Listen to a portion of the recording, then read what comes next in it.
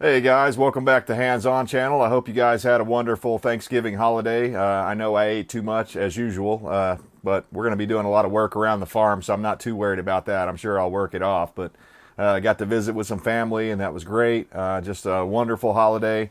But now, as you know, it's time to get back to work. And I've thought of 10 things over the weekend here that I think are vital things, that are very important things that you're going to want to have in a post-collapse situation. And, once the SHTF happens, we all know it's coming. I could go on and on about all the signs that are in the news just from last weekend, but I'm not going to. We're going to talk about the 10 things that you need to stock up on, how to be proactive and get ahead of this thing so that when the stuff does happen and it does come down, you'll be more prepared than anyone else around you probably. So, all right, so let's get right into it. Number one, baking soda. Baking soda is one of these things you're probably not thinking about. You probably got a couple of boxes of it around, and you know the basic stuff. You can use it to get rid of odors in your refrigerator and your freezer and different things like that. It's great for that sort of stuff. And you can also use it for a toothpaste if you need to. If you're out of regular toothpaste, there's just 101 uses for baking soda, and I'm only going to cover a few of them here. But if there's more of them that you think of, let me know down in the comments, because that's how we grow as a community. Our knowledge base will grow, and we will all grow together. So anyways, number one thing you can do with it is you can clean pipes, drains, and hard surfaces when mixed with a bit of water or vinegar. So it's great for cleaning things. When you run out of all your other cleaning stuff, you can still use baking soda. If you guys can find restaurant supply places that, supply your local restaurants, or maybe even the grocery store suppliers, some of those will deal with the public. You can go in there and buy things yourself. You don't necessarily have to have a restaurant or whatever, but you probably will have to set up an account with these places. Anyways, you can probably get baking soda in like 50-pound bags. I know you can get salt in 50-pound bags, so I would assume you could get baking soda in larger quantities like that. I would probably pay special attention to how I stored it so that it didn't absorb moisture or smells or anything like that. So you'd probably want to put it in some sort of a Rubbermaid container to keep it dry and all that and keep it stored. But that'd be a great thing to have. I mean, for bartering in the future, for different things like that, you can use it to relieve heartburn. You can disinfect raw fruit and vegetables with it. You can put a little bit of baking soda in water, mix it together, and you can disinfect that stuff, kill all the germs on it. You can put out small grease fires while cooking. In the event that, the SHTF has happened and everything in our system has collapsed, there won't be a fireman coming to put out your fire. So you're going to have to be Johnny on the spot or Sally on the spot, and you're going to have to put that fire out immediately. You can't let it, get up into your roof and into your sheetrock and stuff like that. It'll burn your house down, and nobody will come and put it out. So that's a big deal. Having some baking soda on hand for putting out fires, because we're going to be cooking in ways that we don't cook right now. You may be doing a lot more open flame cooking, and obviously that increases the chances of starting a grease fire. So I would have some of that on hand, baking soda. Again, let us know down in the comments if there's other uses. But the reason baking soda is so good is it releases carbon dioxide that helps smother flames. You can pour the whole box on the fire, and it'll put it out almost instantly. So a great thing to have. Also, before you go to that extreme, it'd be better to have a pan lid that's the same exact size as the pan that makes a tight seal around there, and you can just take the pan lid and put it over the top and save your baking soda for more important things. Number 2 on the list here, liquor. You're probably not thinking about it right now, but however much liquor you have, you should probably have 3 or 4 more times that, because you won't be able to go to the liquor store. You won't be able to get any more, and unless you can make it yourself, which would be an excellent thing to know how to do, because if you can make hooch, pretty much people will be beating down your door to trade you for all sorts of different things that maybe you didn't stock up on. So that'd be a great skill to have. But even if you don't have that skill, stock up on liquor now. I would probably stock up on several different types. Vodka is one of the main ones that I like to stock up on, because personally I kind of like vodka and different mixed drinks and stuff like that, or the right kind of vodka, even straight. And I really like that Tito's, by the way. If anybody's wanting to get me a gift or something for Christmas, a bottle of Tito's would be nice. But anyways, you could use it to start a fire. You could use it as a natural painkiller after an accident or a sickness, or as a natural disinfectant for cuts and scrapes and wounds and stuff like that to kill bacteria. I mean, Obviously, rubbing alcohol would be better suited for this, but if I was going to have one type of liquor that was going to cover it all, I would say vodka is it. And I would keep the good stuff for myself probably, and keep, buy a bunch of cheap stuff that maybe you don't really love drinking because it's not the best tasting, but it'll work great for a painkiller or a natural disinfectant. And eventually, even the cheap stuff starts being really highly desired, especially post-collapse. So I would stock up on liquor, probably be a good idea. I don't think beer has the same shelf life because it's carbonated as like whiskey and stuff like that, and vodka and different things. So your hard liquors are going to last forever. As long as you don't open the bottle, they'll last forever. And as long as they're kept in a dry, cool place, that sort of thing. So, you could look at it one way. You could stock up on it now, and then maybe the SHTF never does happen, and you just have a lifetime supply of liquor. No big deal. But that's a big one to stock up on. Number 3 is going to be vinegar. Vinegar is an acidic, and it makes it a perfect ingredient for natural cleaners that you can use around your homestead. You can use vinegar mixed with a bit of water to clean up a mess or disinfect items or surfaces. You can also use vinegar to preserve food by pickling fruits and vegetables for later use. You can stock up on different kinds of vinegar like white vinegar or apple cider vinegar, and there's just tons and tons of balsamic vinegar or something like that. There's tons of different kinds of vinegar. I'd stock up on all of them, but I would probably make my primary one white vinegar because you can just do so much with it. So good for cleaning and getting rid of mildew and mold and stuff like that. It's just an incredible, incredible thing to have. And if you don't have it, you're going to wish you did.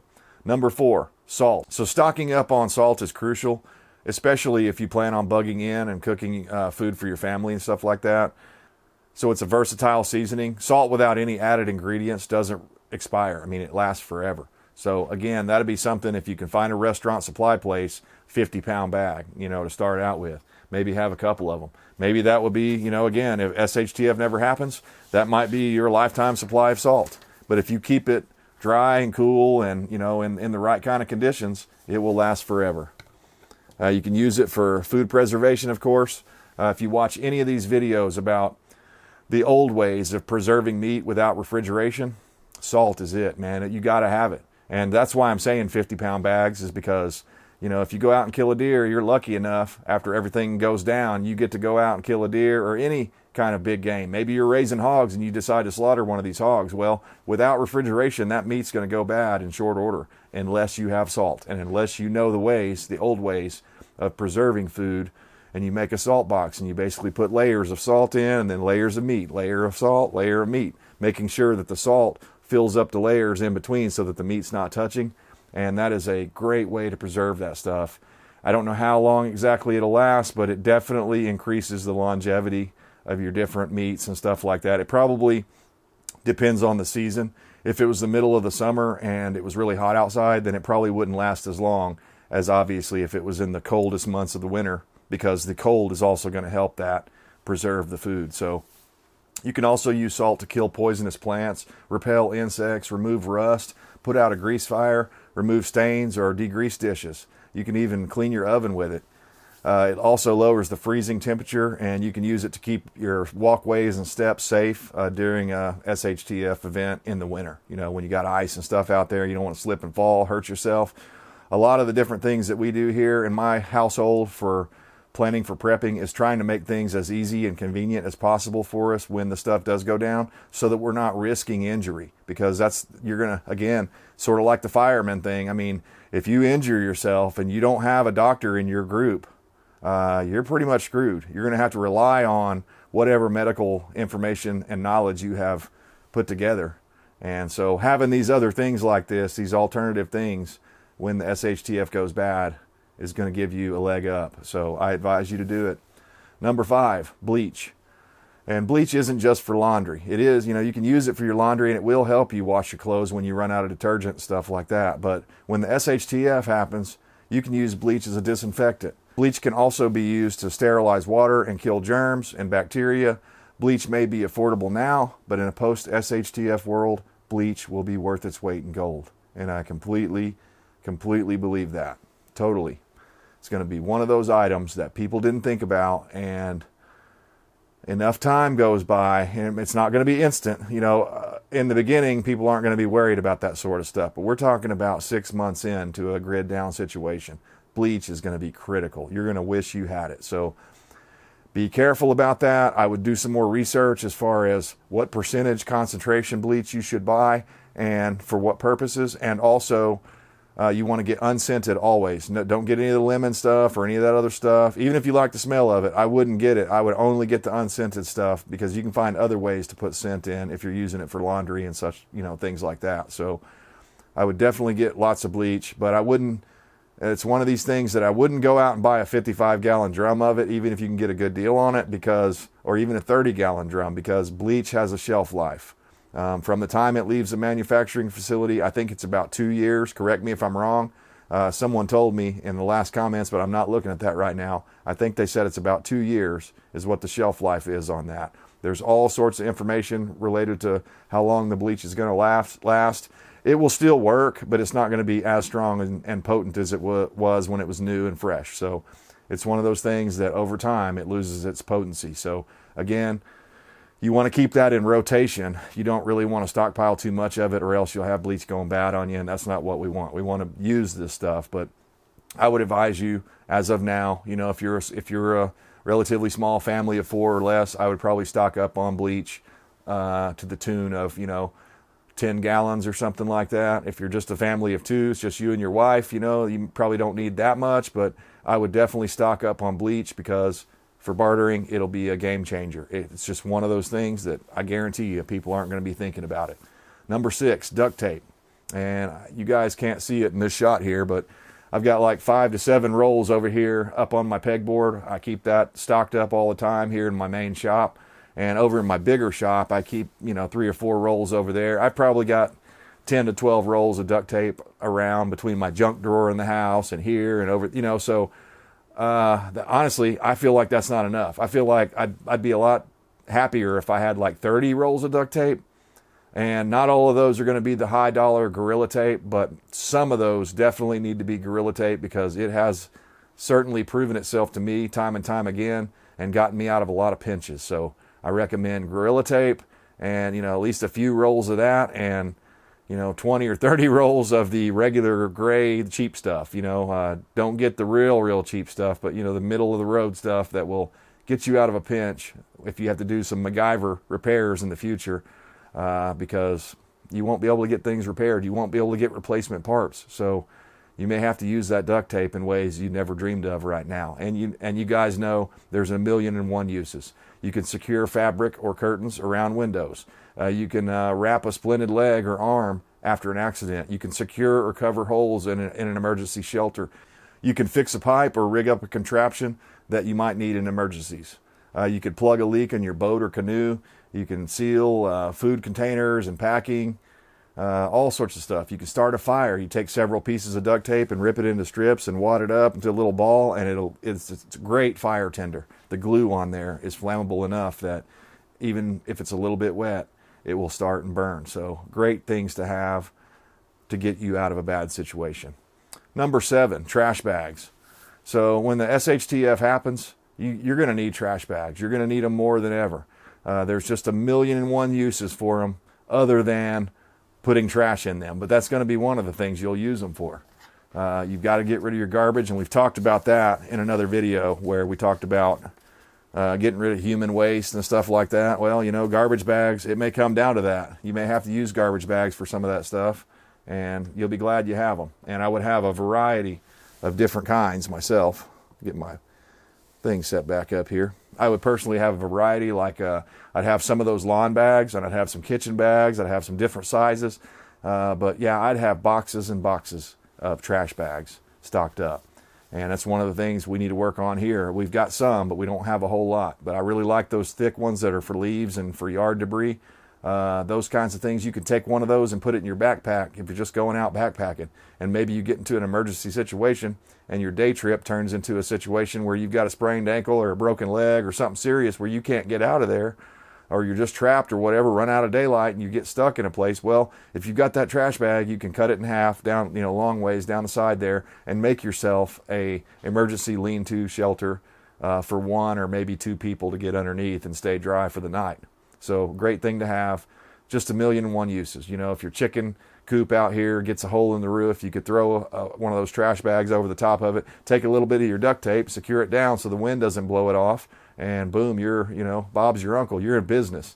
You've just kept your chickens dry, or whatever animals dry. So I mean, 1,000,001 uses. Maybe a hailstorm comes along and knocks a hole in your skylight or something like that. You could get up there with trash bags. It's not going to look great. You're not going to win any neighborhood awards for it, except for the fact that you won't have tens of thousands of dollars worth of sheetrock damage if things ever do straighten out. So trash bags and tarps also are critical. They're kind of along the same lines, but even better for that sort of stuff. So I'd be stocking up on those things.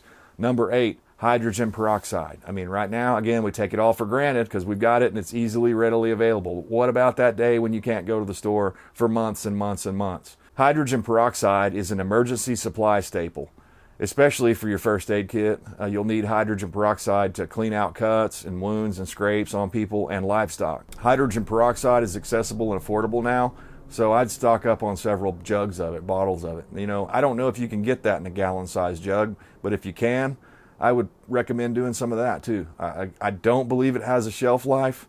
I may be wrong. Correct me if I'm wrong in the comments, but I don't think there's any shelf life to it as long as you don't open it up and expose it to oxygen. As long as it's sealed, it should last forever. So why not buy a lifetime supply of hydrogen peroxide right now, just in case the SHTF happens? Because you could mix that in smaller bottles and use that for bartering. You could use that to keep yourself from getting gangrene and having your arm fall off or your leg fall off and rot off and die a terribly horrible, painful death. So I think that's a good thing to have, you know, not just one bottle. I mean, dozens of bottles of that stuff. Put them up in your closet or something where they're out of the way and they're in a cool, dark place, and they should last forever. Number 9, Flint and Steel. You know, we've talked about it in other videos, the importance of being able to start fires. Lighters and matches, they're the fastest, obviously, the fastest, simplest way to get a fire going. And I said in another video, you should stock up on Bic lighters and Zippo lighters and lighter fluid and all sorts of different ways of starting fires, the easy way. Sure, stock up on that, but eventually, let's say 6 or 8 months from now, you've been starting fires every day and using your lighter every day all the time, and you're out of fluid now. You're out of flints. You're out of, you know, whatever. Your Bics are all run dry. Well, what are you going to do? You're going to need a Flint and Steel or some sort of a device to start a fire. There's all sorts of ways to do it. But you're going to need to think about that. You're going to need to have your own setup for long-term fire starting. And really, it's hard to beat a Flint and Steel. It doesn't take up much room. You might want to have one for every member of your family and maybe even some of your friends because they're, again, relatively cheap to get right now. And what a bartering item that would be for those people that were 100% relying on Bics to last forever and stuff like that. So, I mean, again, that's just one of those things for your own mentality's sake. Being able to start a fire does so much for your spirit and your, you know, being able to cook and be able to dry your clothes out and heat yourself and boil up some water. I mean, it's just a vital, vital thing, and I can't stress it enough. We humans need fire. So make sure you have ways, multiple ways to do it. Not only plan A, but plan B, plan C, and plan D. Have ways to do it. Know the old ways too, of how to start a fire with a bow drill, how to make a bow drill, what kind of woods you should use for bow drills, stuff like that. If you guys would like to know more about that, that's kind of area specific, but if you'd like to see a video about that, maybe next summer I'll do one and we'll go out in the woods and try some different types of wood and see which ones make the best bow drills and stuff like that. There's a million videos about that already, but if you want to see it, let me know down in the comments. Number 10, the last one, and probably one of the most important ones. Clothing, socks, shoes, boots, and gloves. So the apocalypse, it's not going to be a fashion show, and I see a lot of people, a lot of preppers that, you know, they're wearing the cool kid, you know, gear, and they've got all this different gear, and, you know, Molly vests, and all this other stuff, right?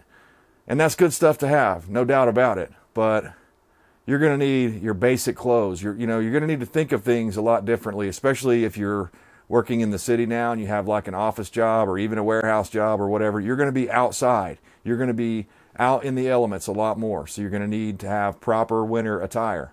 Even if you live in a climate where it doesn't get super duper cold like I do here, we still have winters. They're still real sometimes, and sometimes we get massive ice storms and stuff like that. And heck, last winter, it was the coldest winter on record here. So I would advise you to really think about that, especially if you're watching this video and it's the summer months and you're thinking, man, I don't need to think about winter clothing right now. It's the summertime. That's what a lot of people, all of us people are guilty of that. We live in the moment to a degree where it's like, you know, I'm not going to think about winter until all of a sudden you're like, oh, it's cold. I didn't wear the right shirt, or I didn't, why did I wear shorts today? That sort of stuff, So I would definitely stock up on the proper attire to survive in all climates.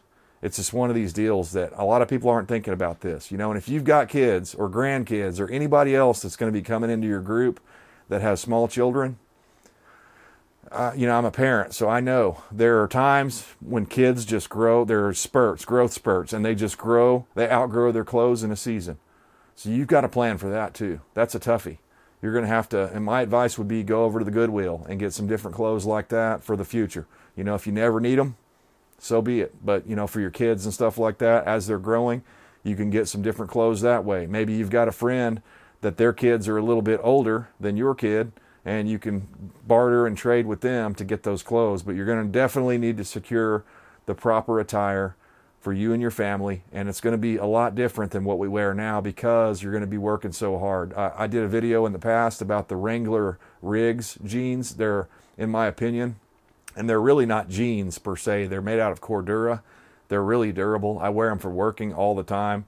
They're just great. I mean, I've gotten them really hot and almost burned them on my Harley pipe here recently. I was like really impressed that it didn't burn a hole through the side of the jeans, but it's because I was wearing these Cordura jeans.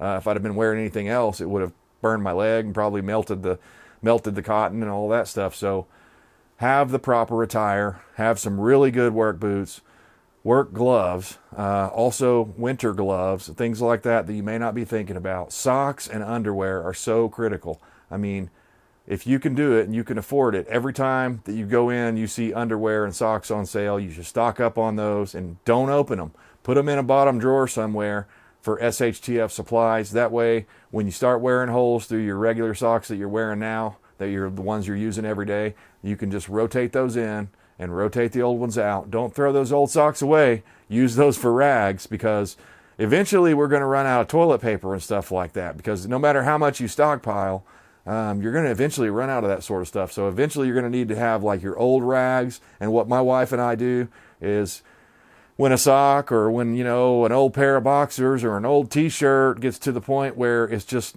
I can't wear it anymore and it has holes all around the neck or whatever, then I'll take that and cut it up or rip it up into pieces. First we wash it, no matter what it is. We might put, we only do this with clean material, but we've got this big old pillowcase that we stuff full of this kind of stuff. We call it the rag bag, or bag of rags. And that thing, it's just great, a handy thing to have around.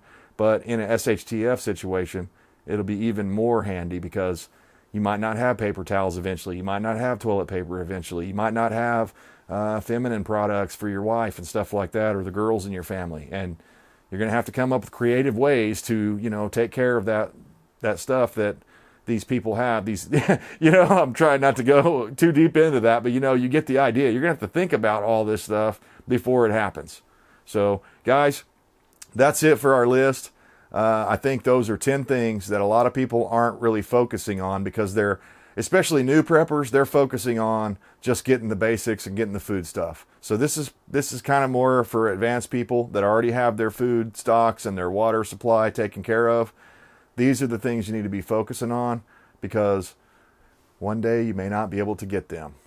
I appreciate you guys tuning in, and I love reading your comments. If you have other things that I missed on the list here that you don't think a lot of people are thinking about, but are essential items for survival, let us know down in the comments. I love reading them. And until then, guys, I stand for liberty. I hope you do too. We'll see you next time.